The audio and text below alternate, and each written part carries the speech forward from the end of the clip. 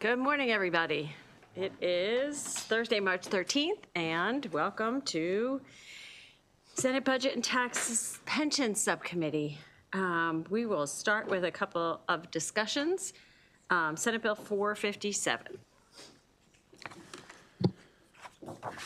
Senate Bill 457, actually all the bills today are Joint Committee on Pension Bills. This bill would establish a interim work group staffed by the Retirement Agency to review the Title 37 transfer provisions. Those are the provisions in state law that govern transfers between systems. That includes state to state, as well as local to local, local to state, state to local, all the iterations.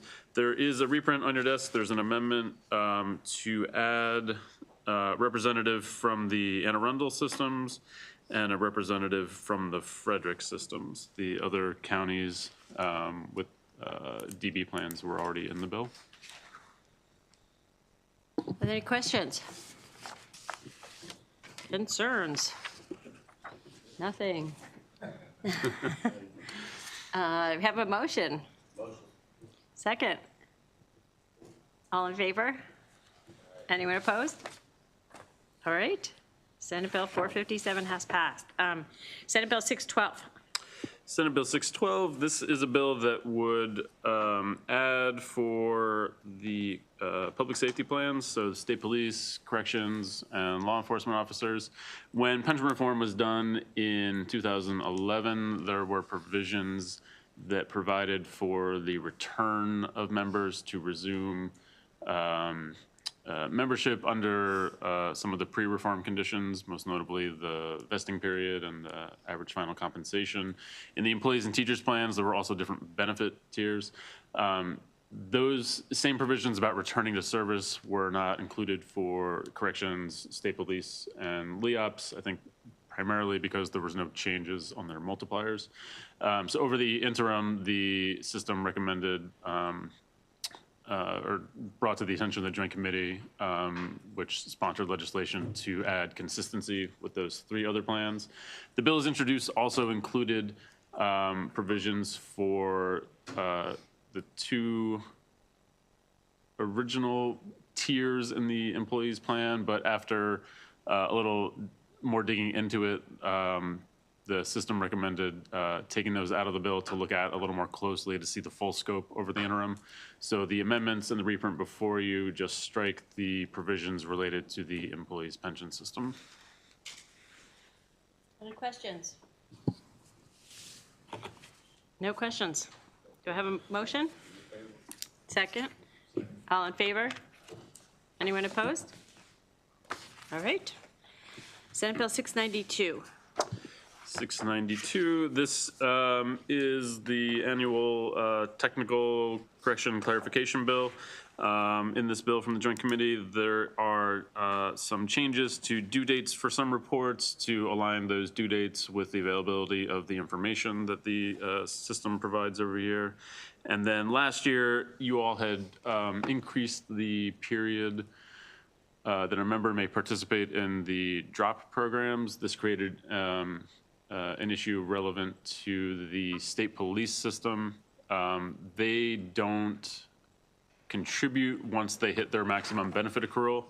And so the way the drop program read, it was the difference, the time you can participate was the difference between 32 years of service credit and 7 years. The issue with state police is that once they hit that maximum benefit cap, which I think is 28 years, their service credit is always just at 28 years. And so the calculation didn't work the way it was written. And so the change clarifies that the calculation be based on employment and not the accrued service credit. Are there any questions? No amendments on this one. No amendments. I have a motion.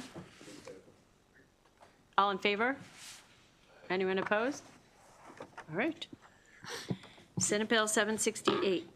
Senate Bill 768, this is some follow-up legislation. This deals with moving certain health department employees into the correctional officers retirement system.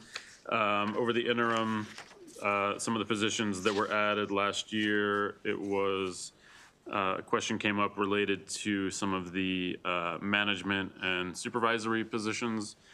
You'll find those added in on page 6 and 7 of the bill. So the bill clarifies the inclusion of those positions, also makes some other clarifying positions to the position descriptions, and then has your standard uncodified provisions that we have been using for these transfers, so specifying, giving the individuals a one-year window to opt out of having their employees' service transferred into the correction officer system, providing provisions where somebody retires in the intervening year or dies, how that works. I think it was last year, after review, it was determined that pretty much in every instance, transferring that employee's service into the correction officer service is going to be beneficial to the employee, and so it was changed from an opt-in to an opt-out last year, and so those standard provisions are also included. Do we know how many people this adds in, roughly? Um, Okay. yeah. Okay, thank you. Is there any questions? Concerns? No? Have a motion? Second? All in favor? Anyone opposed? All right, thank you. Senate Bill 810.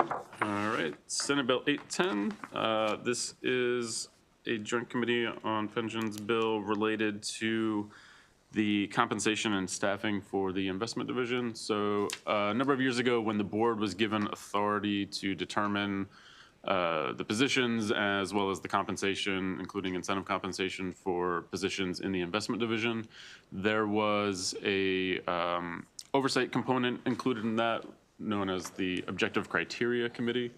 That committee is charged with meeting at least every 5 years to review and make recommendations to the board for establishing the compensation and objective criteria used for the determination and award of incentive compensation.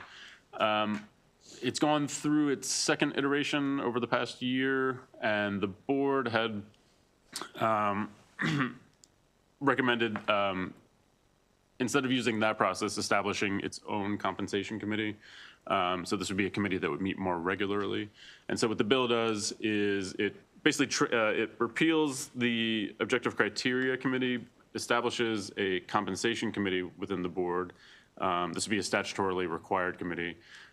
So for the most part, it is basically transferring most of those functions from the Objective Criteria Committee to this new compensation committee, and then making some clarifying changes based on some of the experience that's been had over the process since enactment. There are some amendments before you. You should have a reprint. These amendments, I think, were mentioned in the testimony by the system. And so they first change on page 2. So there's 2 sections where the compensation authority exists. There's a section that is particular to the chief investment officer.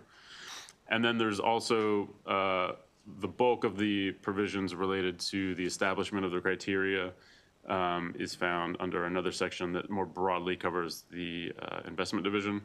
So the first change on page 2 you'll see here is just some clarifying language related to making it clear that with respect to the CIO position, the role of the executive director and investment committee of the board, since those are the primary units within the system that are overseeing that CIO, just clarifying their authority in terms of the process for determining the CIO qualifications and compensation.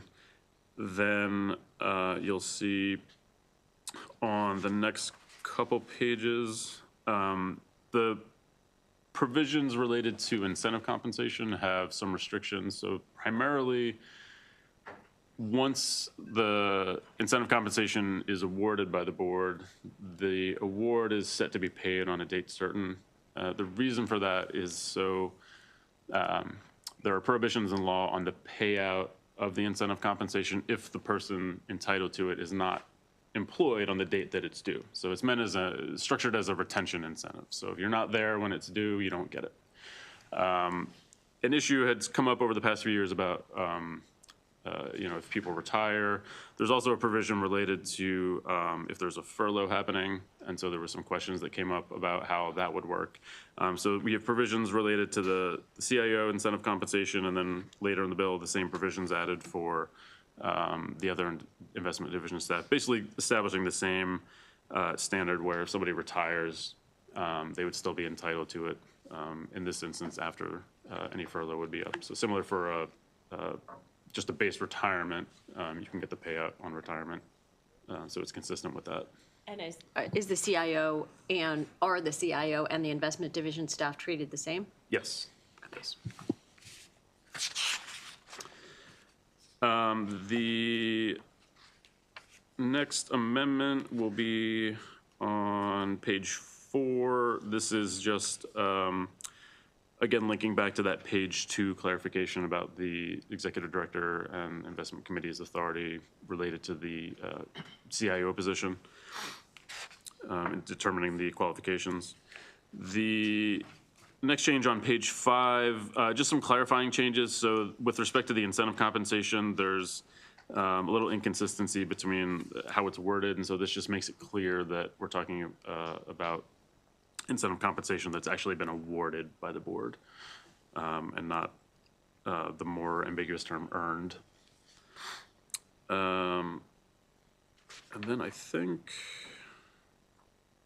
on page 6, so this is where the existing objective criteria committee is being transformed into the new compensation committee. And so this, on page 6 of the bill, you have the membership establishment of that committee being altered. There's an amendment here just to add in the board positions that are representative of the local governments and make a representative. And then I think the remainder of the bill is just unamended. It's just clarifying the role of the CIO and the executive director in the deliberation process for establishing the objective criteria, and then some clarifying language related to the use of consultants. Existing law had a provision that restricted the use of a consultant for the compensation criteria establishment from being used as a consultant for other services on the board. So there's language in here just kind of tightening that up and making it clear that there's a separation. So the consultant working on advising about the compensation should just be consulting related to the compensation activities. Senator Jackson.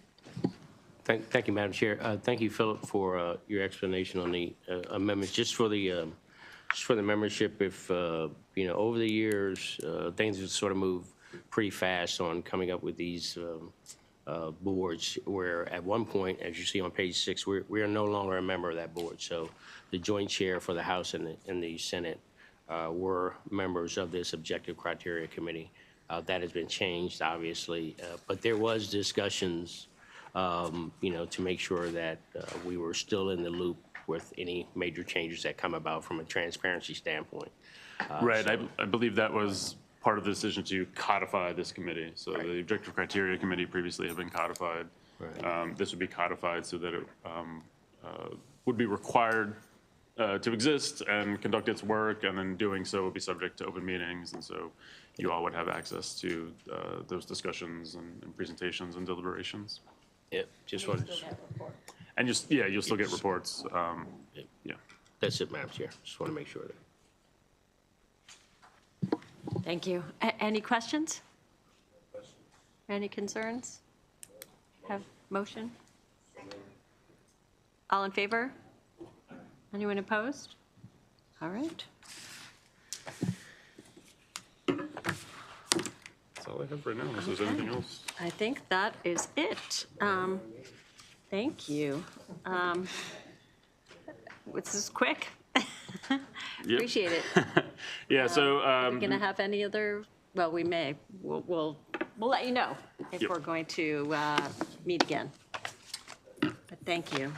All right. Thank you, Philip. Appreciate everybody being here this morning. See you soon.